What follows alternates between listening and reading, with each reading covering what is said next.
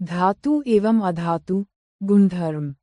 अभिक्रियाशीलता और निष्कर्षण कार्यकारी सारांश। ये दस्तावेज तत्वों को उनके भौतिक और रासायनिक गुणधर्मों के आधार पर धातु और अधातु में वर्गीकृत करने की एक विस्तृत समीक्षा प्रस्तुत करता है। धातुएं सामान्यतः चमकदार, आघातवर्ध्य, तन्य, ऊष्मा एवं विद्युत की सुचालक होती हैं, जबकि अधातुओं में ये गुण नहीं पाए जाते। हालांकि मरकरी द्रव धातु, ग्रेफाइट सुचालक अधातु और आयोडीन चमकीली अधातु जैसे कई महत्वपूर्ण अपवाद मौजूद हैं। रासायनिक रूप से धातुओं की अभिक्रियाशीलता में व्यापक भिन्नता होती है, जिसे सक्रियता श्रेणी में व्यवस्थित किया गया है। ये श्रेणी निर्धारित करती है कि धातुएं वायु, जल और अम्लों के साथ कैसे अभिक्रिया करती हैं, और यह भी कि वे अन्य धातु लवणों के विलयनों से धातुओं को विस्थापित कर सकती हैं या नहीं। धातुएं और अधातुएं इलेक्ट्रॉनों के स्थानांतरण द्वारा अभिक्रिया करती हैं, जिससे आयनिक यौगिकों का निर्माण होता है। इन यौगिकों की विशेषता उनके उच्च गलनांक और क्वथनांक, जल में घुलनशीलता और गलित या जलीय अवस्था में विद्युत चालकता है। अंत में दस्तावेज धातुओं के निष्कर्षण की प्रक्रिया का वर्णन करता है, जो उनकी अभिक्रियाशीलता पर निर्भर करती है। कम अभिक्रियाशील धातुओं को केवल गर्म करके प्राप्त किया जा सकता है। मध्यम अभिक्रियाशील धातुओं को भर्जन या निस्तापन के बाद कार्बन द्वारा अपचयन से प्राप्त किया जाता है, और उच्च अभिक्रियाशील धातुओं का निष्कर्षण विद्युत अपघटनी अपचयन द्वारा किया जाता है। प्राप्त अशुद्ध धातुओं को शुद्ध करने के लिए विद्युत अपघटनी परिष्करण जैसी विधियों का उपयोग किया जाता है। 1. तत्वों का वर्गीकरण। धातु एवं अधातु तत्वों को उनके गुणधर्मों के आधार पर मुख्य रूप से दो वर्गों में वर्गीकृत किया जाता है, धातु और अधातु। यह वर्गीकरण उनके भौतिक और रासायनिक व्यवहार पर आधारित है, जो उनके दैनिक जीवन में उपयोग को निर्धारित करता है। 2. भौतिक गुणधर्म। 2.1 धातुओं के भौतिक गुणधर्म। धातुओं को उनके विशिष्ट भौतिक गुणों से पहचाना जा सकता है। धात्विक चमक। अपने शुद्ध रूप में धातुओं की सतह चमकदार होती है, इस गुण को धात्विक चमक कहते हैं। कठोरता। धातुएं सामान्यतः कठोर होती हैं, हालांकि प्रत्येक धातु की कठोरता अलग अलग होती है। आघातवर्ध्यता। कुछ धातुओं को पीटकर पतली चादर में बदला जा सकता है, इस गुण को आघातवर्ध्यता कहा जाता है। सोना और चांदी सबसे अधिक आघातवर्ध्य धातुएं हैं। तन्यता। धातु के पतले तार के रूप में खींचने की क्षमता को तन्यता कहते हैं। सोना सबसे अधिक तन्य धातु है। 1 ग्राम सोने से 2 किलोमीटर लंबा तार बनाया जा सकता है। ऊष्मा की सुचालकता। धातुएं ऊष्मा की सुचालक होती हैं और इनका गलनांक बहुत अधिक होता है। सिल्वर और कॉपर ऊष्मा के सबसे अच्छे चालक हैं, जबकि लेड और मरकरी कुचालक हैं। विद्युत चालकता। धातुएं विद्युत की भी सुचालक होती हैं। जिन तारों से बिजली घरों तक पहुंचती है, उन पर पॉलीविनाइल क्लोराइड, पीवीसी या रबर जैसे पदार्थों की परत चढ़ी होती है। ध्वनिक सोनोरस। जो धातुएं कठोर सतह से टकराने पर आवाज उत्पन्न करती हैं, उन्हें ध्वनिक कहते हैं। इसी गुण के कारण स्कूल की घंटी धातु की बनी होती है। 2.2 अधातुओं के भौतिक गुणधर्म। अधातुओं की संख्या धातुओं की तुलना में कम है। Carbon, sulphur, iodine, oxygen, hydrogen आदि अधातुओं के उदाहरण हैं। ब्रोमीन एकमात्र ऐसी अधातु है जो द्रव अवस्था में होती है। अन्य सभी अधातुएं या तो ठोस हैं या गैस। 2.3 भौतिक गुणधर्मों में अपवाद। केवल भौतिक गुणधर्मों के आधार पर तत्वों का वर्गीकरण पूर्ण नहीं है, क्योंकि इसमें कई अपवाद हैं। अवस्था।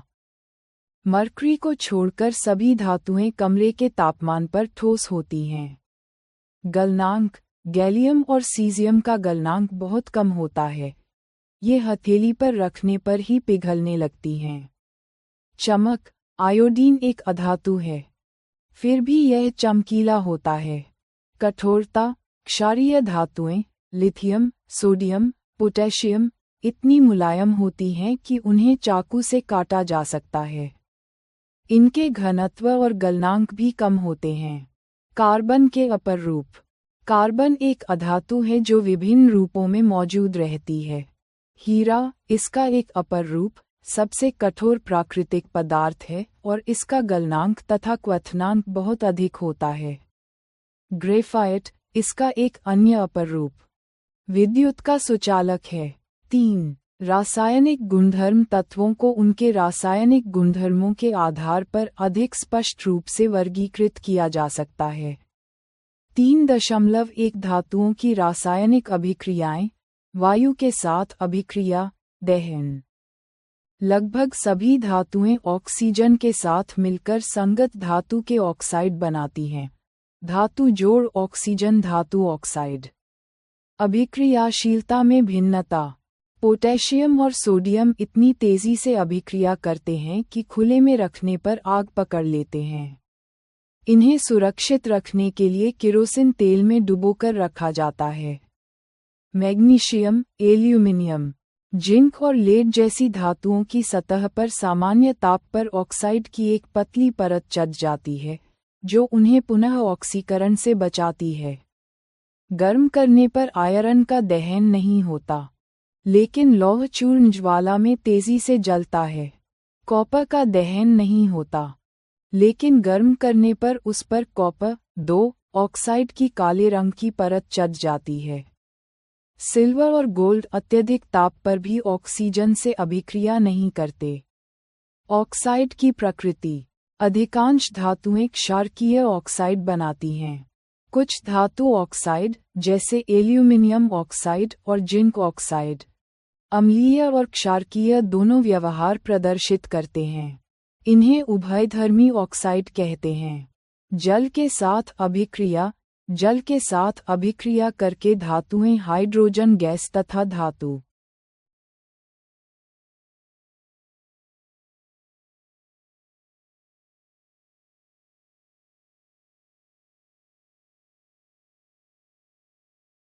ऑक्साइड उत्पन्न करती हैं। जो धातु ऑक्साइड जल में घुलनशील हैं, वे धातु हाइड्रोक्साइड बनाते हैं।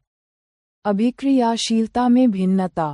पोटेशियम और सोडियम ठंडे जल के साथ तेजी से और ऊष्माक्षेपी अभिक्रिया करते हैं, जिससे उत्सर्जित हाइड्रोजन तत्काल प्रज्वलित हो जाती है। कैल्शियम की अभिक्रिया थोड़ी धीमी होती है और यह जल पर तैरने लगता है क्योंकि हाइड्रोजन गैस के बुलबुले इसकी सतह पर चिपक जाते हैं। मैग्नीशियम गर्म जल के साथ अभिक्रिया कर मैग्नीशियम हाइड्रोक्साइड एवं हाइड्रोजन गैस बनाता है और यह भी तैरने लगता है। एल्यूमिनियम आयरन और जिंक केवल भाप के साथ अभिक्रिया करके धातु ऑक्साइड और हाइड्रोजन प्रदान करते हैं। लेड, कॉपर, सिल्वर और गोल्ड जल के साथ बिल्कुल अभिक्रिया नहीं करते। अम्लों के साथ अभिक्रिया। धातुएं तनु अम्ल के साथ अभिक्रिया करके संगत लवण तथा हाइड्रोजन गैस प्रदान करती हैं। धातु जोड़ तनु अम्ल लवण जोड़ हाइड्रोजन। अभिक्रियाशीलता का क्रम है Mg, Al, zinc, Fe। Copper तनु HCl के साथ अभिक्रिया नहीं करता है। जब धातुएं नाइट्रिक अम्ल HNO3 के साथ अभिक्रिया करती हैं, तो हाइड्रोजन गैस उत्सर्जित नहीं होती क्योंकि HNO3 एक प्रबल ऑक्सीकारक है जो उत्पन्न H को ऑक्सीकृत करके जल में परिवर्तित कर देता है। हालांकि मैग्नीशियम Mg एवं मैंगनीज Mn अति तनु HNO3 के साथ अभिक्रिया कर H गैस उत्सर्जित करते हैं।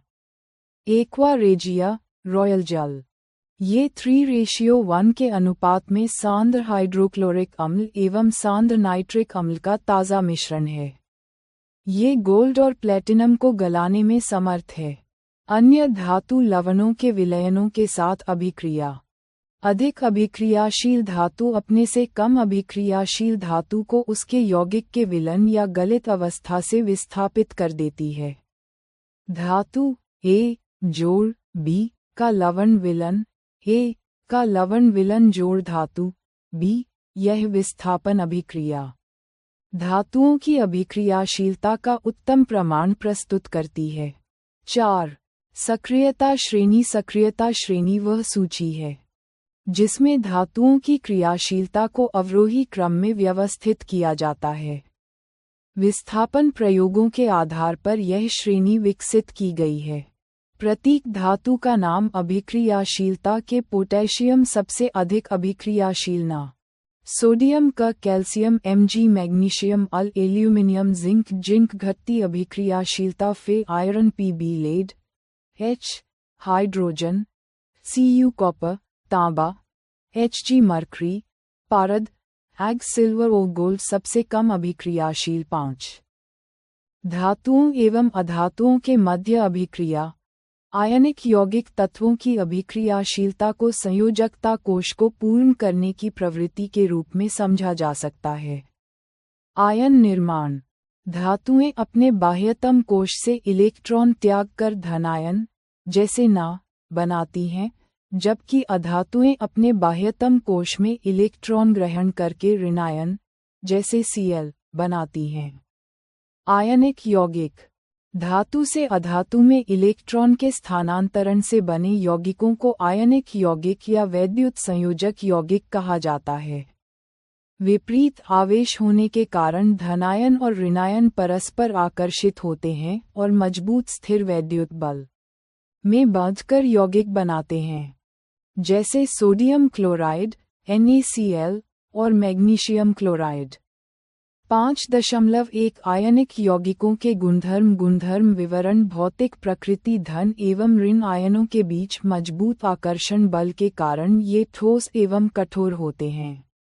ये सामान्यतः भंगुर होते हैं। गलनांक एवं क्वथनांक। इनका गलनांक एवं क्वथनांक बहुत अधिक होता है, क्योंकि मजबूत अंतर आयनिक आकर्षण को तोड़ने के लिए पर्याप्त ऊर्जा की आवश्यकता होती है। घुलनशीलता। ये सामान्यतः जल में घुलनशील तथा केरोसिन, पेट्रोल जैसे विलायकों में अविलेय होते हैं। विद्युत चालकता। ठोस अवस्था में विद्युत का चालन नहीं करते, क्योंकि आयनों की गति संभव नहीं होती। गलित अवस्था या जलीय विलन में विद्युत का चालन करते हैं, क्योंकि आयन स्वतंत्र रूप से गमन कर सकते हैं। 6. धातुओं का निष्कर्षण। धातु कर्म। खनिज और अयस्क। पृथ्वी की भूपरपटी में प्राकृतिक रूप से पाए जाने वाले तत्वों या यौगिकों को खनिज कहते हैं। जिन खनिजों से धातु का निष्कर्षण लाभकारी होता है, उन्हें अयस्क कहा जाता है। अयस्कों में मिट्टी, रेत जैसी अशुद्धियों को गैंगी कहते हैं। अयस्क से शुद्ध धातु का निष्कर्षण कई चरणों में होता है, जो धातु की अभिक्रियाशीलता पर निर्भर करता है। निष्कर्षण प्रक्रिया के चरण। 1. अयस्कों का समृद्धिकरण, गैंग को हटाना। 2. धातु का निष्कर्षण। 3. धातु का परिष्करण। 6.1 सक्रियता श्रेणी पर आधारित निष्कर्षण। निम्न अभिक्रियाशील धातुएं। श्रेणी में नीचे ये धातुएं, जैसे Hg, Cu, काफी अनभिक्रिय होती हैं। इनके ऑक्साइड को केवल गर्म करने से ही धातु प्राप्त की जा सकती है। उदाहरण, सिनाबार HgS को वायु में गर्म करने पर पहले HgO बनता है, जिसे और गर्म करने पर मरकरी Hg प्राप्त होता है। मध्यम अभिक्रियाशील धातुएं। श्रेणी के मध्य में ये धातुएं, जैसे जिंक, Fe, Pb, प्रकृति में प्रायः सल्फाइड या कार्बोनेट के रूप में पाई जाती हैं। ऑक्साइड में परिवर्तन, भर्जन, रोस्टिंग। सल्फाइड अयस्क को वायु की उपस्थिति में अधिक ताप पर गर्म करके ऑक्साइड में परिवर्तित किया जाता है। निस्तापन, कैल्सिनेशन। कार्बोनेट अयस्क को सीमित वायु में अधिक ताप पर गर्म करके ऑक्साइड में परिवर्तित किया जाता है। अपचयन। प्राप्त धातु ऑक्साइड को कार्बन जैसे उपयुक्त अपचायक का उपयोग कर धातु में अपचयित किया जाता है। थमित अभिक्रिया। अत्यधिक अभिक्रियाशील धातुएं, जैसे अल, भी अपचायक का कार्य कर सकती हैं। आयरन 3 ऑक्साइड के साथ एल्यूमिनियम की अभिक्रिया, थमित अभिक्रिया, का उपयोग रेल की पटरी एवं मशीनी पुर्जों की दरारों को जोड़ने के लिए किया जाता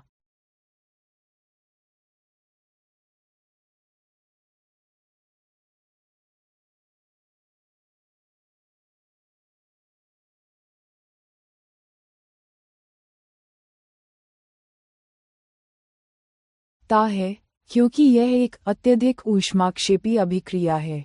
उच्च अभिक्रियाशील धातुएं श्रेणी में सबसे ऊपर ये धातुएं, जैसे के, ना, क, Mg, अल, अत्यंत अभिक्रियाशील होती हैं। इन्हें कार्बन द्वारा अपचयित नहीं किया जा सकता। इनका निष्कर्षण विद्युत अपघटनी अपचयन द्वारा किया जाता है। इनके गलित क्लोराइडों का विद्युत अपघटन करने पर धातु कैथोड ऋण आवेशित इलेक्ट्रोड पर निक्षेपित हो जाती है। 6.2 धातुओं का परिष्करण अपचयन प्रक्रमों से प्राप्त धातुएं पूर्ण रूप से शुद्ध नहीं होती। अशुद्धियों को हटाने की सबसे प्रचलित विधि विद्युत अपघटनी परिष्करण है। प्रक्रिया। इस प्रक्रम में अशुद्ध धातु को एनोड तथा शुद्ध धातु की पतली परत को कैथोड बनाया जाता है। धातु के लवण विलयन का उपयोग विद्युत अपघटय के रूप में होता है। कार्यप्रणाली। विद्युत धारा प्रवाहित करने पर एनोड से अशुद्ध धातु विद्युत अपघटय में घुल जाती है और उतनी ही मात्रा में शुद्ध धातु विद्युत अपघटय से कैथोड पर निक्षेपित हो जाती है। अविलेय अशुद्धियां एनोड की तली पर निक्षेपित हो जाती हैं, जिसे एनोड पंख कहते हैं। Copper, zinc, tin, nickel, silver, gold आदि का परिष्करण इसी विधि से किया जाता है। 7. संक्षारण। संक्षारण वह प्रक्रिया है जिसमें धातुएं अपने आसपास के पदार्थों जैसे नमी, वायु या रसायन के साथ अभिक्रिया कर धीरे धीरे नष्ट हो जाती हैं। सिल्वर का संक्षारण। खुली वायु में रखने पर सिल्वर की वस्तुएं काली हो जाती हैं। यह वायु में उपस्थित सल्फर के साथ अभिक्रिया कर सिल्वर सल्फाइड की परत बनने के कारण होता है। लोहे पर जंग लगना। आर्द्र वायु में लंबे समय तक रहने पर लोहे पर भूरे रंग के पत्रकी पदार्थ की परत चढ़ जाती है, जिसे जंग कहते हैं। जंग लगने के लिए वायु, ऑक्सीजन एवं जल, नमी दोनों की उपस्थिति अनिवार्य है।